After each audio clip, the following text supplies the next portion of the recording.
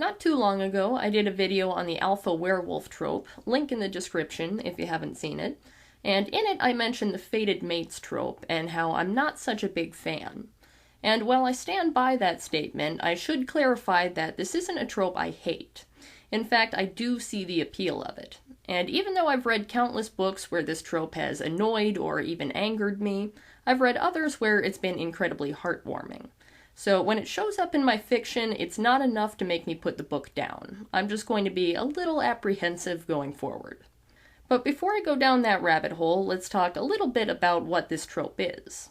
Fated Mates is a romance trope in which two people are predestined to be together by forces beyond their control. Most often, it's found in fantasy, sci-fi, or paranormal romances, although it will occasionally pop up in contemporary romance as well. In those cases, though, it's usually more about the characters believing their romance was predestined rather than actually being presented with any sort of proof that that was the case. This trope isn't new by any means. It has roots as far back as mythology and folklore. The Greek philosopher Plato, who it turns out was something of a romantic, wrote that humans once had two faces with 4 arms and legs. They were also said to be much stronger, sharper, and braver than the humans we know today, and tried to scale the walls of Mount Olympus to overthrow the gods. Terrified and angered, Zeus was ready to strike the humans down with his lightning bolts and destroy them for good, until he realized that there would be no one left to worship him. Jesus, Zeus, you were such a dick. So instead, he split the humans in 2, weakening them and making sure they were forever doomed to wander the earth, searching for their other half. That entire story, by the way, is way more interesting than like 90% of Fated Mates books that I've read. Which brings me to some of the criticisms of the Fated Mates trope. Whenever this trope is discussed, one of the first complaints I always hear brought up is that it sets the stage for insta-love when one or both of the characters are immediately head over heels for each other, despite not actually knowing each other yet. Insta-love is often disliked for being unrealistic and removing any kind of romantic tension before the story can even start. Personally, I try and avoid breaking out the unrealistic critique, since a lot of the books I read involve things like magic, monsters, aliens, time travel, or all of the above.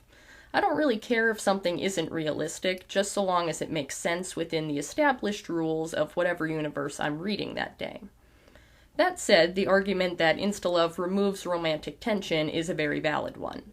In order to write any sort of satisfying romance, you need to let the tension build, which can't happen if the characters are hopelessly in love right out of the gate. I get that in a romance novel, the main couple is basically always predetermined. If you know what genre you're reading, you'll know they'll get there eventually, but the joy comes from seeing them work to get to that point. The only times I've ever seen insta-love like this even remotely work is when the romance is not the main focus of the story, like in Cinderella. Ultimately, that story is about a woman breaking free of her abusers. The prince is really just there to provide a way out of her situation, as well as to serve up some poetic justice, since Cinderella ends the story with everything her stepfamily wanted. Her romance with him isn't actually that important beyond the narrative purpose that it serves. When it comes to actual romance stories, that is, those where the plot revolves around two people falling in love, I actually don't see insta-love done to the extent that both characters are immediately in love and ready to die for each other. More often than not, it's that one character falls instantly and then has to convince or win over the other. Which isn't without its own set of problems, as it can sometimes lead to not taking no for an answer being framed as romantic, which is gross. I don't care who you are or what your gender is, if someone refuses to leave you alone after you've told them to, you run and you run fast. Who knows what other boundaries they'll refuse to respect. Twilight, because you know I had to mention it, makes this even worse, with full-grown adults grooming young children until they're old enough to be their partners and spouses. Excuse me while I go vomit. But there's another criticism of the Fated Mates trope that I have, one that I don't actually see brought up all that often, which is the blind acceptance that whatever higher power made these matches actually knows what it's doing. What that power is will vary depending on the story and genre. Sometimes it's magic, sometimes it's genetics, but honestly, most of the time it's never even explained. It's just something we're expected to accept and go along with, much like the characters. And I think there are perfectly valid reasons to question it, regardless of where it comes from. First of all, if this is some result of some alien or futuristic genetics, there's no point in pretending that genes don't screw us over sometimes. We can be genetically predisposed to all kinds of crap that's not good for us, including cancer, addiction, and mental illness. And if fated mates are a result of magic, or some higher magical power, like a god or gods, has anyone asked them why they're so invested in the love lives of mortals? Why are they doing this? Is it some kind of act of divine love, or are they just flipping coins to decide who ends up with who in some kind of cosmic game? In Sarah J. Maas's A Court of Thorns and Roses series, it is revealed that mate bonds are not infallible and that sometimes the couple can be miserable together, which I thought could have been really interesting, except the series never really explored that in any kind of real way, since all the main characters end up completely happy with their mated bonds.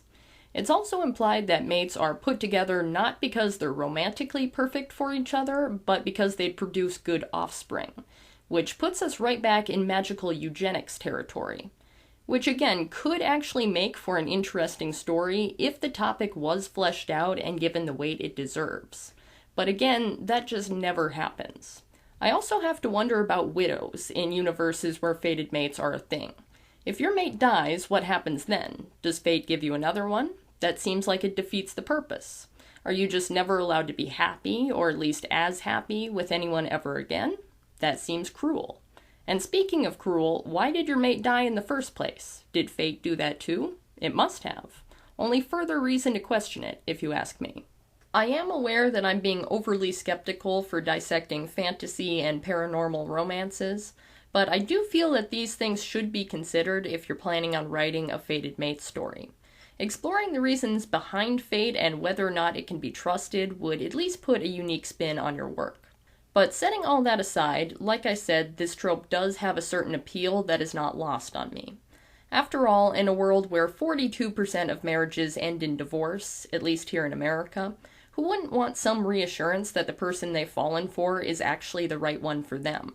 And that's ultimately how I view this trope. It's an escapist fantasy where you can be sure you'll never have to worry about breaking up, getting back into the dating pool, having your kids grow up in 2 separate houses, etc. And there's nothing wrong with that. If fated mates were real, they could save a lot of people a lot of heartbreak.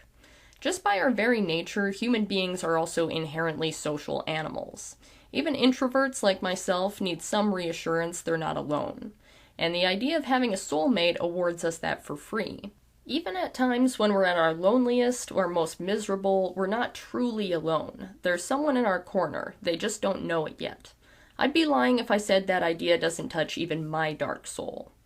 That said, from a narrative perspective, 9 times out of 10, I find it way more compelling when the characters I'm reading or writing about have to actively fight against fate in order to be together.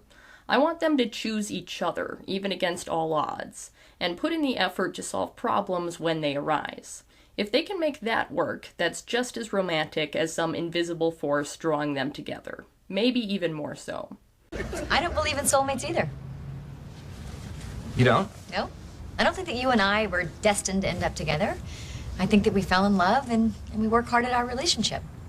Some days we work really hard.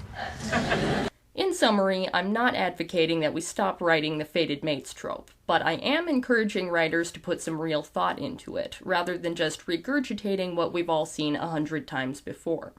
The relationship needs to be more than just love at first sight, and I want to see this trope used to explore themes of destiny, free will, and consent in ways that most authors just tend to gloss right over. As a positive example, the show The Good Place did an excellent job exploring the concept of soulmates in some really interesting ways. If you haven't seen it, I can't recommend it highly enough. But those are just my thoughts on the matter. As always, I want to hear what you think in the comments down below. You know all the usual things to do, like, share, subscribe. Until next time, stay brilliant everybody. I'll see you in the next one.